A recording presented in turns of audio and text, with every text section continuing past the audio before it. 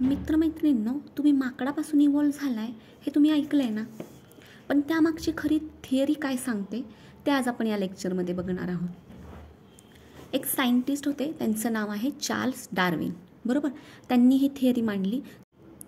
ही theory मांडताना किंवा हा सिद्धांत मांडताना चार्ल्स डार्विन यांनी 4 महत्त्वाचे मुद्दे सांगितले. तुम्ही त्याला की पॉईंट्स म्हणू शकता.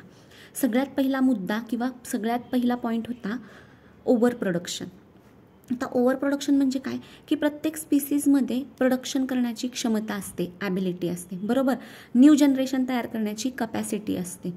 तर ओव्हर प्रोडक्शन म्हणजे काय की प्रत्येक स्पीसीज जी आहे ती काय करते, ओव्हर प्रोड्यूस करते. म्हणजे जे काही ऑफस्प्रिंग तयार करते त्याची संख्या जास्त प्रमाणात होती. बरोबर, ह्याला म्हणायचं ओव्हर प्रोडक्शन. दुसरा मुद्दा त्यांनी मांडला स्ट्रगल ऑफ एक्झिस्टन्स.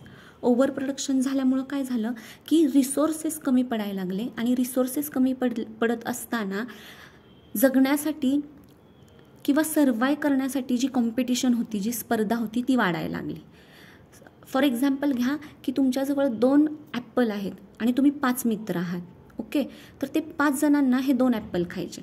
म्हणजे थोडक्यात काय झालं, म्हणजे रिसोर्स कमी येते आणि जगण्यासाठी स्पर्धा जी करावी लागणार आहे ती जास्त प्रमाणात आहे. ह्याला म्हणायचं struggle of existence. Third point किंवा तिसरा महत्त्वाचा मुद्दा त्यांनी मांडला व्हेरिएशन. आता व्हेरिएशन काय सांगतं की प्रत्येक इंडिव्हिज्युअलमध्ये फरक आहे. जे काही इंडिव्हिज्युअल्स अस्तित्वात आहेत ते सगळे एकमेकांपासून वेगवेगळे आहेत. सगळे सेम दिसतात का?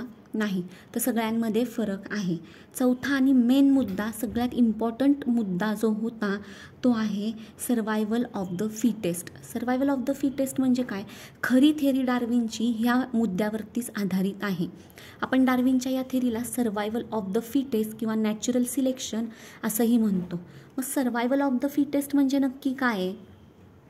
तर सर्वायवल ऑफ द फिटेस्ट म्हणजे एन्व्हायरमेंटमध्ये जे काही बदल होत आहेत ते बदल जो आत्मसात करून घेतोय, जो त्या बदलाला ॲडॅप्ट करतोय, ॲक्सेप्ट करतो आणि स्वतःमध्ये मॉडिफिकेशन करतोय, तोच टिकणार, तोच सर्वाईव्ह होणार.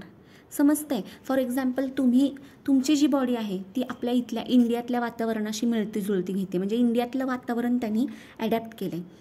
तेच तुम्ही काश्मीरमध्ये जर राहायला गेलात तर तुम्ही आजारी पडणार. एक ट्रिप म्हणून तुम्ही 4-5 दिवस आरामात राहू शकता, पण कायमस्वरूपी जर तुम्हाला काश्मीरमध्ये राहायचं असेल तर तिथलं वातावरण, तिथलं एन्व्हायरमेंट जे आहे ते तुम्हाला ॲडॅप्ट करायला वेळ लागणार. आणि जोपर्यंत तुम्ही ते ॲडॅप्ट करत नाही, त्या एन्व्हायरमेंटशी तुम्ही मिळतं जुळतं घेत नाही तोपर्यंत, किंवा तुम्ही स्वतःमध्ये मॉडिफिकेशन करत नाही आहे त्या एन्व्हायरमेंटमध्ये राहण्यासाठी, तोपर्यंत त्या एन्व्हायरमेंटमध्ये राहण्यासाठी तुम्ही जोपर्यंत स्वतःमध्ये बदल करत नाही तोपर्यंत तुम्ही तिथे फिट होऊ शकत नाही.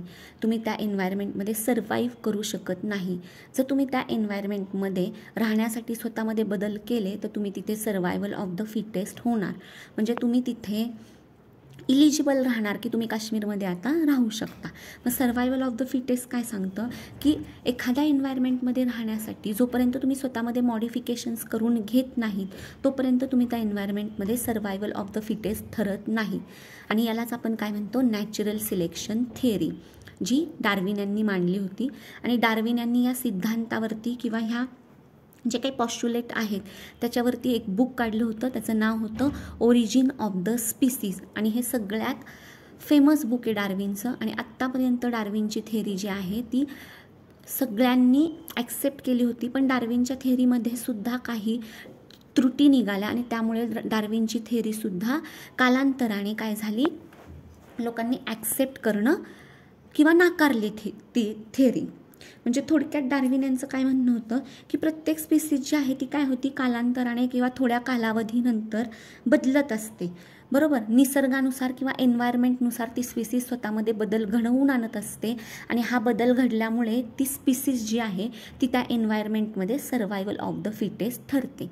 यालाच म्हणायचं नॅचरल सिलेक्शन किंवा Darwin theory of natural selection. तुम्हाला हा व्हिडिओ आवडला असेल तर नक्की लाईक करा, शेअर करा आणि सबस्क्राईब करा. आणि अशा भन्नाट विज्ञानाच्या किंवा सायन्सच्या टॉपिकसाठी आपल्या इझी सायन्स या चॅनलला नक्की सबस्क्राईब करा. थँक्यू.